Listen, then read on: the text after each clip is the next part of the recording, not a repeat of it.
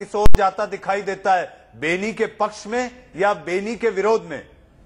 जाहिर तौर पर मनीष जी, जब डीएमके नहीं रही, तृणमूल कांग्रेस पहले जा चुकी है और अब जब खुद समाजवादी पार्टी कहने लगी कि इस सरकार का इकबाल नहीं है, प्रधानमंत्री कोई कामकाज करते हुए दिखते नहीं है, प्रधानमंत्री कमजोर हैं, जाहिर तौर पर दबाव बना, समाजवादी पार्टी का दबाव इसी बात को लेकर बनता चला जा रहा है कि बेनी प्रसाद वर्मा को मंत्रिमंडल से इस्तीफा देना पड़ेगा। मुझे लगता है मनीष कि अगर बेनी के हक में ये लड़ाई जा रही होती तो फिर शायद मेल मुलाकात की इतनी जरूरत होती नहीं, फिर प्रधानमंत्री मिल नहीं रहे होते बेनी बाबू से, राहुल गांधी से उनके मुलाकात के लिए वक्त तय नहीं किया गया होता। मुझे लगता यह है कि बेनी बाबू को या तो माफी के लिए राजी करने की एक कोशिश हो रही है या फिर उनसे इस्तीफे की मांग हो रही है। मेरे ख्याल से एक तीर से दो निशाने वाली बात ज्यादा बेहतर और सधी हुई नजर आती है, वो ये कि बेनी अगर माफी मांग लेते हैं, लेकिन अनुराग एक चीज और ध्यान रखिए, ये माफी कमरे के भीतर नहीं, क्योंकि आरोप उस सदन के पटल पर लगाए गए थे जहां पर सारा सदन मौजूद था।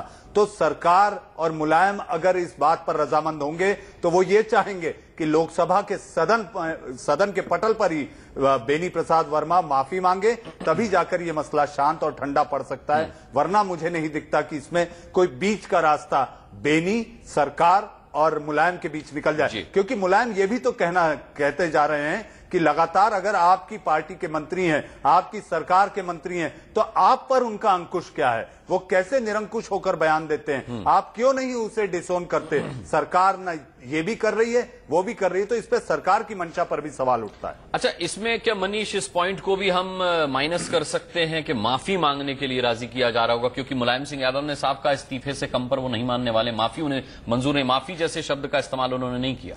एक चीज और अगर आप गौर करें तो मुलायम सिंह ने जो इंडिया न्यूज को एक अपना इंटरव्यू दिया था, उसमें एक सवाल के पूछे जाने पर उन्होंने कहा था कि क्या उन्हें इस्तीफा दे देना चाहिए। उन्होंने कहा था दे देना नहीं, ले लेना चाहिए। तो ये ले लेने की जो भाषा है, ये भाषा बताती है कि सरकार कमजोर है और सरकार नहीं ले पा रही है। तो ऐसी स्थिति में मुझे लगता है कि यहां मुलायम सिंह एक हार्ड बार्गेन, एक ऐसा सौदा जो कि उनके अपने कभी यार रहे, एक राजदार रहे दोस्त के लिए वो करेंगे कि उनका इस्तीफा हो। अब सरकार इसमें बेनी को साथ रखकर, मुलायम को बाहर से साथ रखकर कैसी राजनीति करेगी, ये मनमोहन सिंह के मुलाकात के बाद सामने हो जाएगा। ये मुलाकात जो बेनी बाबू और मनमोहन सिंह में हो रही है और अहम मनीष इसलिए भी हो जाती है क्योंकि खबर अभी ये आई है कि सोनिया गांधी भी इस मुलाकात में मौजूद हैं, इस बैठक में मौजूद हैं। यानी कि अब मुझे ये जो लग रहा है कि इस तरह के संकेत हैं कि शायद अब बेनी बाबू से कहा जा रहा है कि अब आप इस्तीफा दे दीजिए।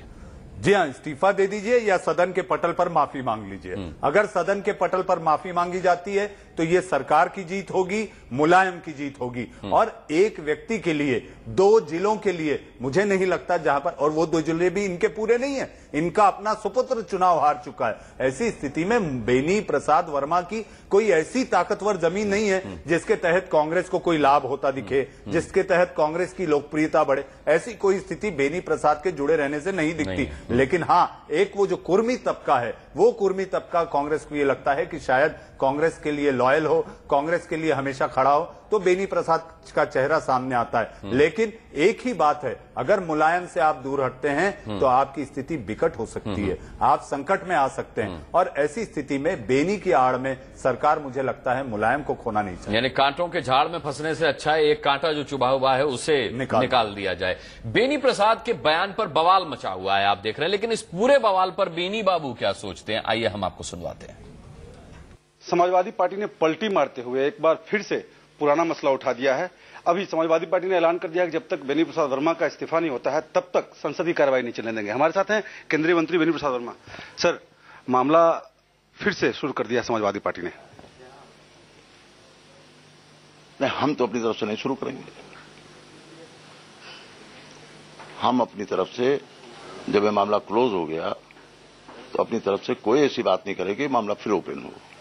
लेकिन समाजवादी पार्टी, हो सकता है कि डीएमके के इस्तीफे के बाद उन्हें अब लग रहा होगा कि सरकार चलाने में उनकी भूमिका महत्वपूर्ण हो गई है, ऐसे में इस मामले को तूल दे रही है। भूमिका तो महत्वपूर्ण हो ही गई है, लेकिन हम कुछ नहीं कहेंगे। आप राहुल गांधी से भी मिलने वाले हैं, क्या कुछ बात हो सकती है? 1 बजे यूपी के सभी एमपीज की मीटिंग है, उसमें हम भी जाएंगे राहुल जी के साथ। लेकिन संसद में गतिरोध बना हुआ है, इसको कैसे